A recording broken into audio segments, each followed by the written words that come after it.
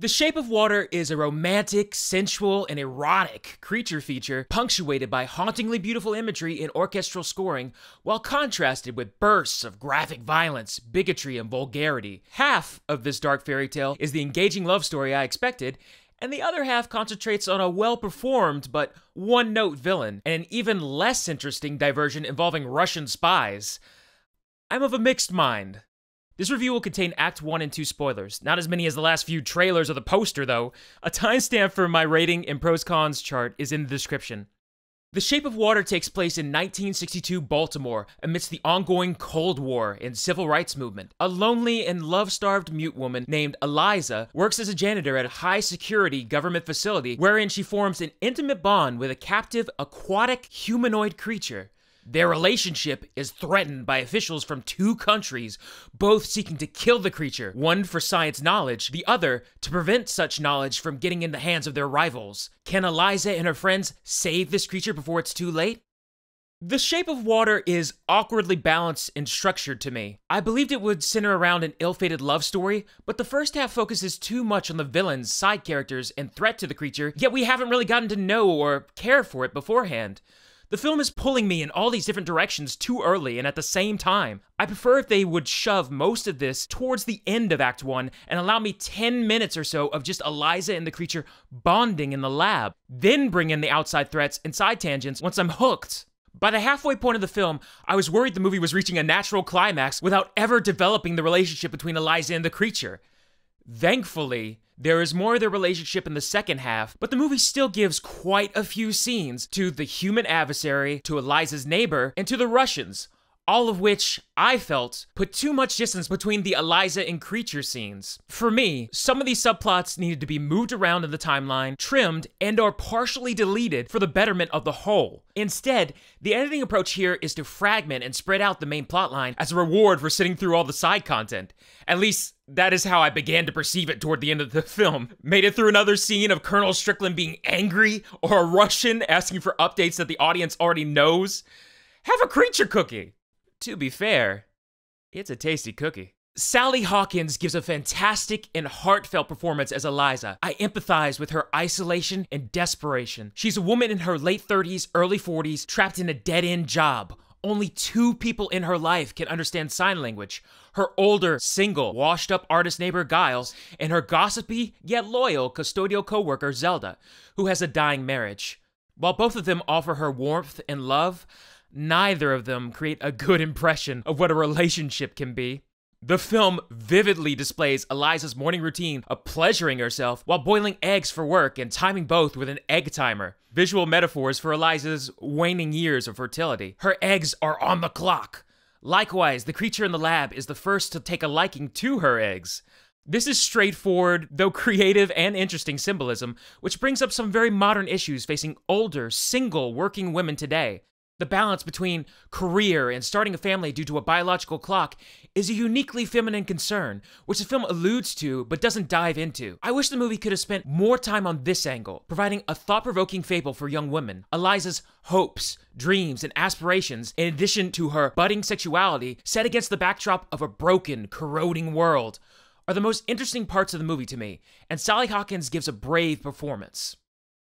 On the other hand, The Shape of Water has political allegory that might be a bit distracting. Elisa is a woman literally without a voice in a world full of misogyny, racism, homophobia, and Russian interference. These present-day parallels will endear some viewers and upset others. It was a bit on the nose for my taste. I should not have a burst of quiet laughter at someone in a scene denying service to a black couple at a lunch counter. But there's something grimly comedic about just how many characters are secretly mean-spirited bigots in this movie. Instead of being a subtle, disturbing realization, one scene plays as a grand revelation. He might as well have exclaimed, "Yes! I was secretly a racist all along!" Okay, I'm exaggerating.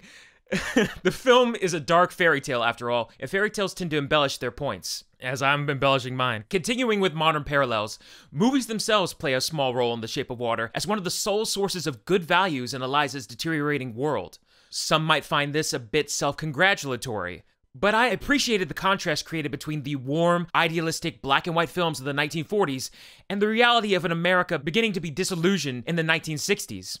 Elisa's and Giles' apartments are right above a large screen theater with horrible attendance. Whether this is because of a society rejecting Hollywood's sugarcoating or the theater owner's insistence on showing biblical epics is left ambiguous.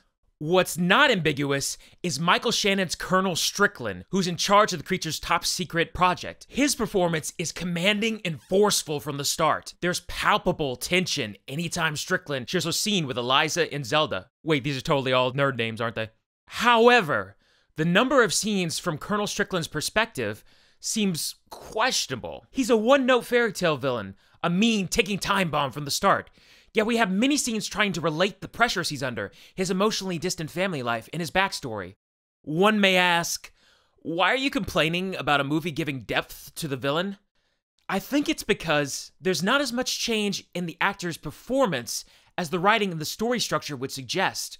Or maybe it's the typecasting of Michael Shannon. I wish I could swap the casting of Richard Jenkins and Michael Shannon. Have Richard Jenkins play Colonel Strickland as a warm family man who subtly is overstepping workplace boundaries at first, and then have him slowly evolve into an on-edge, intense villain because he can't escape the judgment and lecturing of his superiors and his family.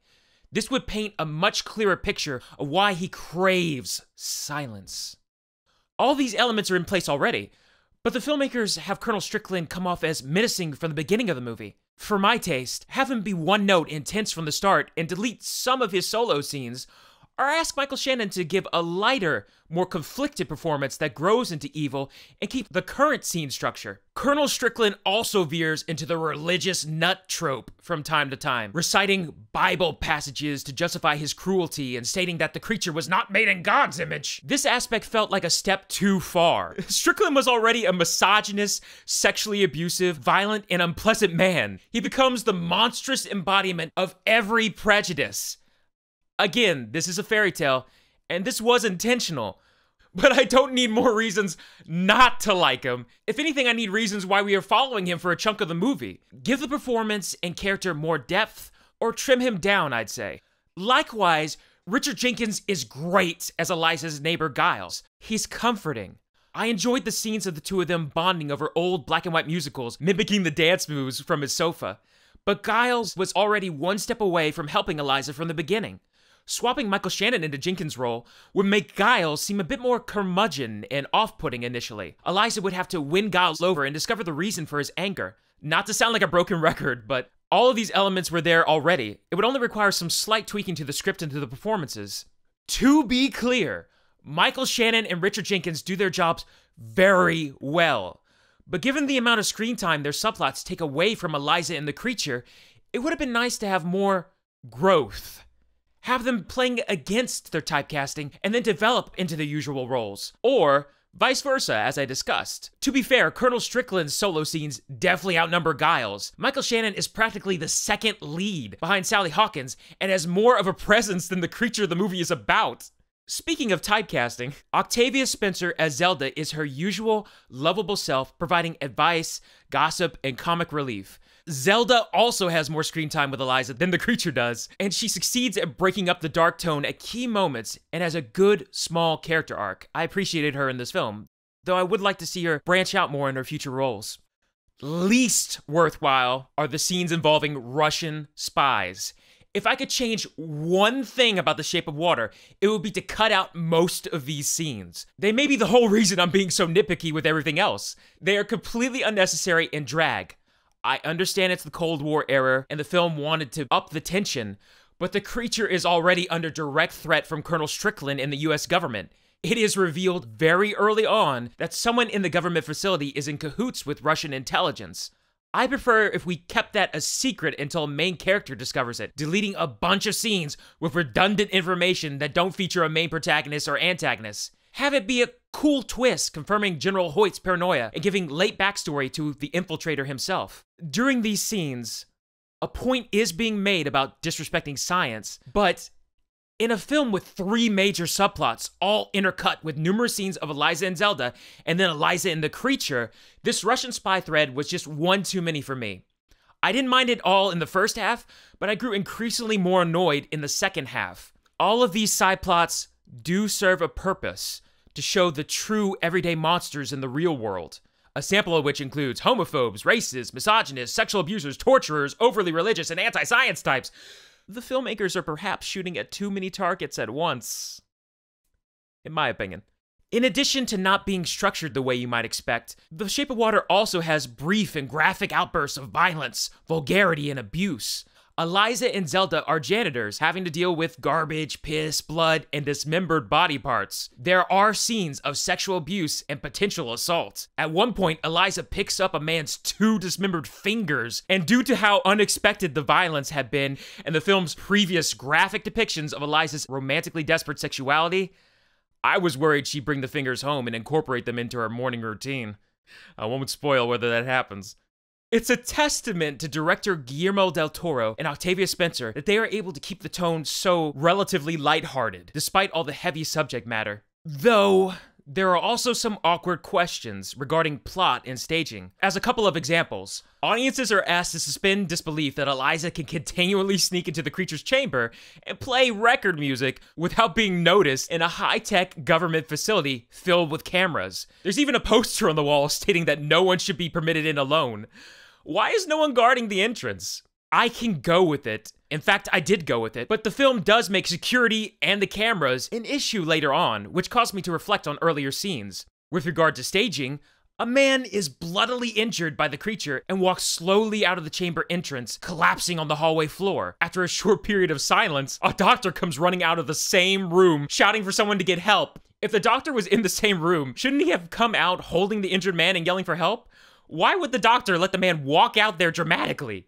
Obviously, these are both very minor nitpicks that felt disingenuous at the time because I wasn't fully engaged with the movie. Anyways, what about the creature? The Amphibian Man, as he's called, and his romance with Elisa is what I thought would be the main attraction, but The Shape of Water gets so bogged down in everything else that the creature's presence is almost an afterthought. There are far more scenes about the creature than with the creature. It would be comparable to cutting out 15 to 20 minutes of the alien scenes from E.T. when we experience the world through his eyes and he learns our culture. Then you give Elliot's mom a subplot about the struggles of being a single mom in the 1980s. Elliot's brother would have some bullying side tangent, and the NASA scientist would be flat out evil and have scenes intercut throughout the movie, arguing with his managers, neglecting his family, and stating that the alien is an affront to God. While some of these plots might be interesting topics for their time, it would kill the focus and the charm of E.T. the Extraterrestrial. The Shape of Water and E.T. the Extraterrestrial have very different tones, target audiences, and goals, but there are lessons the filmmakers could have taken from the latter.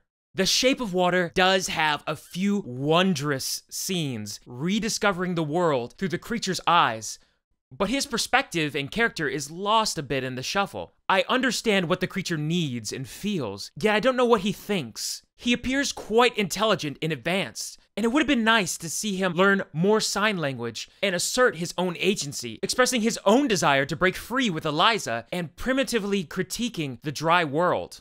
I suppose it is more mysterious this way. The creature's makeup and costuming, while design-wise being quite similar to Abe from the Hellboy movies, are top-notch, and the silence that connects the creature and Elisa is quite touching. Equally stirring are the reverberating whistles, wind instruments, and accordion that make for an outstanding musical accompaniment. The Shape of Water's beautiful ending, coupled with its orchestral score, went a long way towards swaying me back into a positive mood. Overall, I felt the story was over-ambitious in the amount of subject matters it wanted to bring up and the characters it tried to juggle. Its strength is in its simpler moments.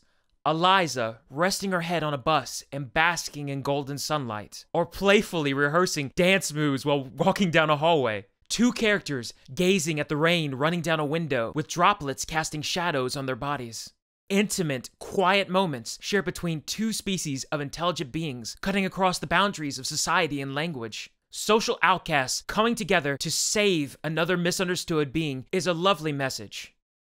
Half of the scenes that interrupted these moments tested my patience, but it was a 10 p.m. showing. I will definitely rewatch this movie in the future to see if my opinion improves, and it's quite impressive what Guillermo del Toro accomplished on a less than $20 million budget. Most of my experience was mixed. I really enjoyed some scenes, and I felt disconnected with others. One of my viewing buddies said, it was nice. I agreed. I give The Shape of Water 3 out of 5 stars. It might grow on me. Or maybe it's the music that I can't get out of my head.